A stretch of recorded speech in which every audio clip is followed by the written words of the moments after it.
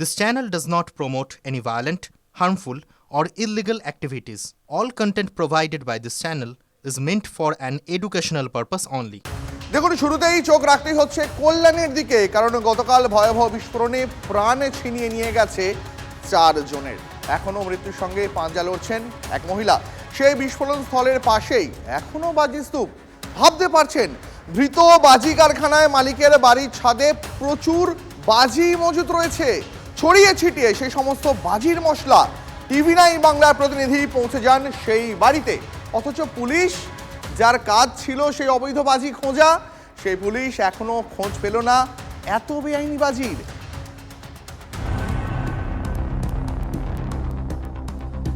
কল্যাণীতে বেআইনি বাজি কারখানার বিস্ফোরণে 4 জনের মৃত্যুর পর টনক নড়ে পুলিশের। বিস্ফোরণের কয়েক ঘন্টার মধ্যেই গ্রেপ্তার করা হয় কারখানার মালিক খোকন বিশ্বাসকে। ঘনবসতিপূর্ণ এলাকায় বেআইনি বাজির কারবার চলছে এত বছর ধরে, পুলিশ কিছু জানতই না? স্থানীয় জনপ্রতিনিধি নাকি কিছুই জানতেন না? এও কি সম্ভব? প্রশ্নটা উঠছে কারণ বিস্ফোরণ স্থল থেকে পুলিশ সুপারের অফিসের দূরত্ব প্রায় 1.5 কিলোমিটার, আর কল্যাণী থানা 3 কিলোমিটারের মধ্যে।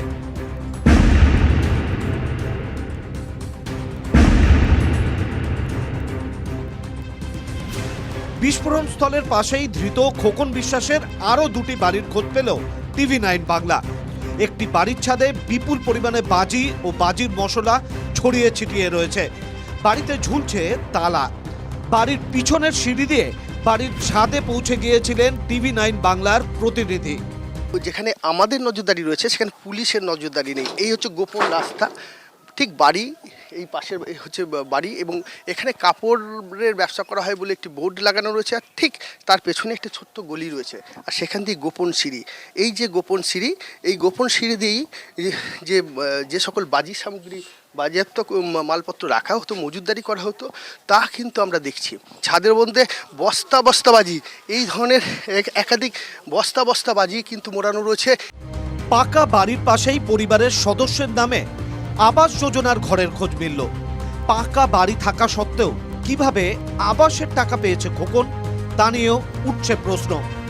এখানে প্রধানমন্ত্রী আবাস যোজনার ঘর রয়েছে, সেখানে উপভোক্তার নাম রয়েছে চন্দানী বিশ্বাস, অর্থাৎ যে খোকন বিশ্বাসের বাড়ি, সেই বাড়িতেই কিন্তু দেখা যাচ্ছে যে প্রধানমন্ত্রী আবাস যোজনারও ঘর রয়েছে, সেটাও তালা দেওয়া রয়েছে। তার পাশে আরেকটি গোডাউন রয়েছে, অর্থাৎ আরেকটি ঘর রয়েছে। এই ঘরে কি এই সকল বেআইনি কার্যকলাপ চলতো? এই ঘরের মধ্যেই কি মজুতদারি করা আছে? পুলিশের এখনও পর্যন্ত নজরদারির যথেষ্ট অভাব রয়েছে বলেই এলাকার মানুষের দাবি, যে দীর্ঘদিন ধরে চলল, পুলিশ কিন্তু কোনো রকম ব্যবস্থা গ্রহণ করেনি। শনিবার সকালে বিস্ফোরণ স্থলে মৃতের আত্মীয়রা জড়ো হন। কান্নায় ভেঙে পড়েন তারা। আমার বউ মারা গেছে, আমার বউ রুমা প্রসাদ সোনা আমাকে ওই সুস্থ করেছে, আমাকে বাঁচিয়েছে এই কাজ করে। ঘটনাস্থলে যায় ফরেনসিক দল। বিস্ফোরণ স্থল থেকে নমুনা সংগ্রহ করেন, ফটো তোলেন। ডিআইপির 2 অফিসার আসেন। বিস্ফোরণ স্থলে বসানো হয় CCTV। স্যাম্পল কালেক্ট করেছি, ল্যাবরেটরিতে পাঠানো হবে এক্সামিনেশনের জন্য। আফটার এক্সামিনেশনই বলা যাবে এটাতে কি আছে। বিস্ফোরণের ঘটনাকে ঘিরে শনিবার সরগরম রাজনীতি। দুর্ঘটনাস্থলে যান এলাকার সাংসদ, কেন্দ্রীয় মন্ত্রী শান্তনু ঠাকুর।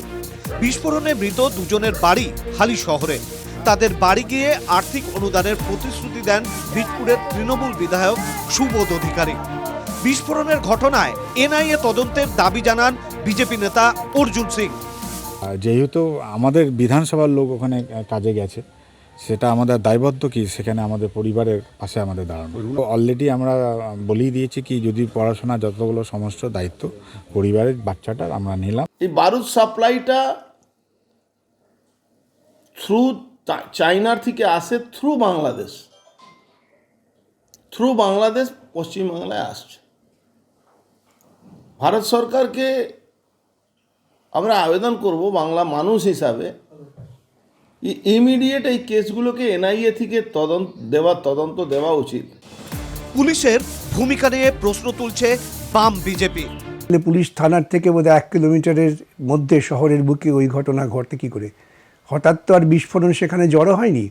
বিস্ফোরণ জড়ো হয়েছে পুলিশের প্রত্যক্ষ নজরে এবং ঠিকমতো তদন্ত যদি হয় দেখা যাবে যে ওদের সঙ্গে একটা মাসিক ব্যবস্থা ছিল। ভূপতিনগরের এরকমই একটি ঘটনার তদন্তে এনআইএ ওখানকার তৃণমূল কংগ্রেস নেতাকে গ্রেপ্তার করেছে। সরাসরি তৃণমূল কংগ্রেস নেতাদের যোগ পাওয়া যাচ্ছে।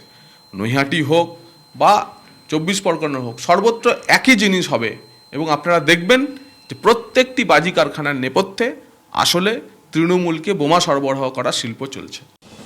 শুধু রাজনৈতিক নেতারাই নন, এলাকাবাসীও শুক্রবার থেকেই পুলিশের ভূমিকা নিয়ে ক্ষোভ উগরে দিচ্ছেন।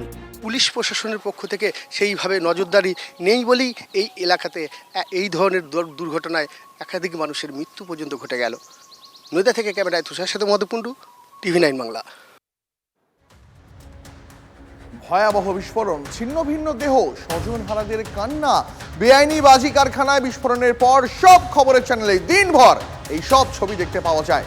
তখনই প্রশ্ন ওঠে, মুখ্যমন্ত্রী তো আতশবাজির ক্লাস্টার তৈরির কথা বলেছিলেন, আচ্ছা কতদূর এগোলো সেই প্রকল্পের কাজ? এর উত্তর খুঁজতে TV9 বাংলা পৌঁছে গিয়েছিল বাজির জন্য বিখ্যাত দক্ষিণ 24 পরগনার চম্পাহাটিতে। আমাদের প্রতিনিধির ক্যামেরায় কি উঠে এলো দেখুন।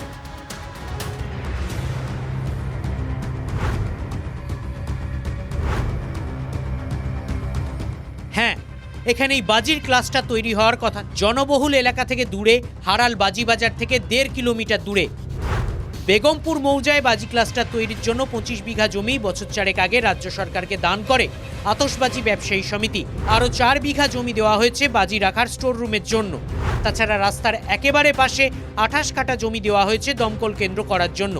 কিন্তু কোথায় কি ক্লাস্টার তৈরি হয়নি আজও, অথচ মুখ্যমন্ত্রী তো ঘোষণা করেছিলেন যেখানে যেখানে ইললিগাল বাজি কারখানা আছে আমরা নিজেরা গভর্নমেন্ট থেকে আমরা বাজি কারখানা তৈরি করবার ক্লাস্টার তৈরি করব।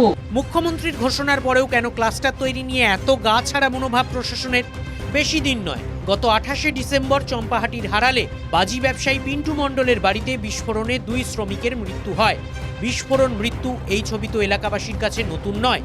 চম্পাহাটি বেগমপুর গ্রাম পঞ্চায়েত এলাকায় দীর্ঘদিন ধরেই বাজি তৈরি কার্যত কুটির শিল্পে পরিণত হয়েছে। পেটের তাগিদে নিয়মের তোয়াক্কা না করেই প্রাণকে বাজি রেখে ঘরে ঘরে বাজি তৈরি করছেন হাজার হাজার মানুষ। বিপজ্জনক জেনেও বছরের পর বছর ঝুঁকি নিয়েই বাজি তৈরি করছেন। এই তো হয় ওদের কারখানায় ছোটো মোটো কারখানা আছে, ওখানে ওরা করে। মাঝে মধ্যেই তো দুর্ঘটনা ঘটে। ঘটে, ভালো ঘটে, মাঝে মাঝে মরে।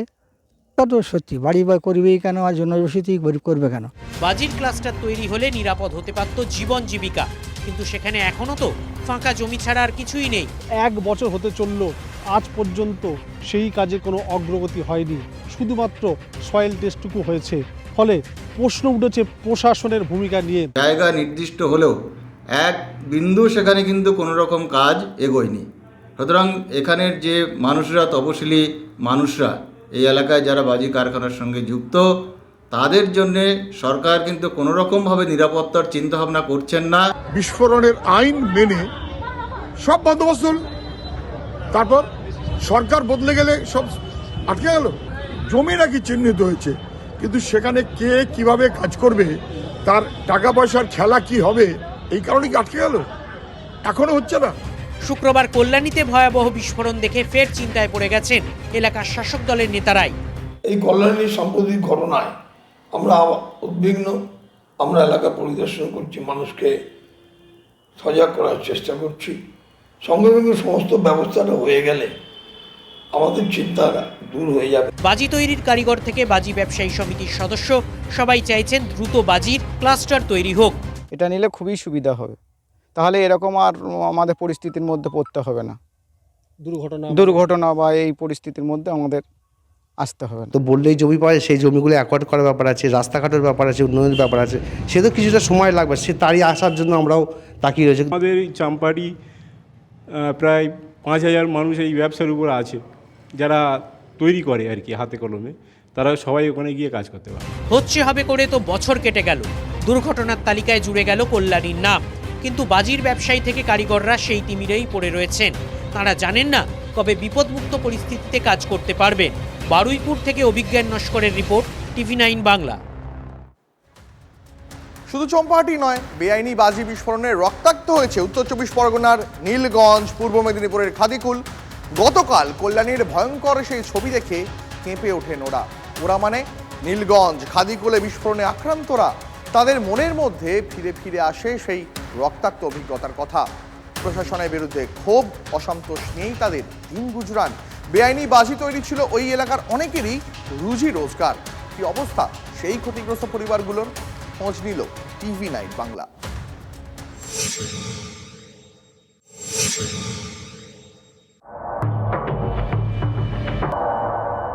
দত্তপুকুরের নীলগঞ্জ। 2023 সালের 26শে অগস্ট বাজি বিস্ফোরণে প্রাণ যায় 9 জনের। ক্ষতি হয়েছিল অসংখ্য বাড়ির। 13 মাসের শিশুকে নিয়ে চাপা পড়েছিলেন মা। কারো হাত ভেঙেছে তো কারো পা। সেই ক্ষতির বোঝা এখনো বয়ে চলেছেন গ্রামের মানুষজন। কিন্তু নিষিদ্ধ বাজি ব্যবসার বিরোধিতা করে একসময় জোট বেঁধেছিলেন। রাজনৈতিক চাপে সেই প্রতিবাদ ধোপে টেকেনি। এলাকাবাসীর অভিযোগ, নীলগঞ্জের আশেপাশে এখনো চলছে বেআইনি বাজি তৈরির কাজ। এই জায়গাটা বন্ধ হয়েছে হ্যাঁ, যেহেতু মালিক মারা গেছে, কিন্তু নারায়ণপুরে ওদেরকে যেরকম ছিল সে একই আছে, বাজি হচ্ছে। এগুলো তো বেআইনি। বেআইনি তো ক্ষয়ক্ষতি হয়েছে। আর নারায়ণপুরে তো কম বেশি বছর একটা দুটো হতেই থাকে। দুর্ঘটনার পর বারবার তদন্তের মুখোমুখি হয়েছেন, অথচ আর্থিক সাহায্য কিছুই মেলেনি। এক সময়ে তাদের তৈরি বাজি হাসি ফুটিয়েছে অগণিত মানুষের, অথচ নীলগঞ্জের অন্ধকার যেন দূরই হয় না। আতঙ্ক আর ক্ষোভ নিয়েই বেঁচে থাকা। বিস্ফোরণ হওয়ার পর যা সেই ছাইছুট, বাড়িওয়ালা মারা গেল, পাশে আমার ক্ষতি হলো, আশেপাশে সবারই ক্ষতি হয়েছে। পুলিশ প্রশাসন সব আশ্বাস দিল, পার্টি আশ্বাস দিল, কেউ কোনো দিল না কিছু। আমরা কত কেঁদেছি, কত থানায় গেছি, কত কি করেছি, পুলিশেরা সব এসছে, দেখেছে। পরের বাড়ি ছিলাম 1.5 মাস, সব হাত পা ভেঙে গেছে, তাও তো কেউ সাহায্য করেনি। ওই বাজির ভয় লাগে। ও একটু বাচ্চারা যেই একটা কিছু মানে পুট করে শব্দ হয়ে ওঠে, ওরা ভয় করে, ওই বাজি ফাটছে এরকম ভয় করে।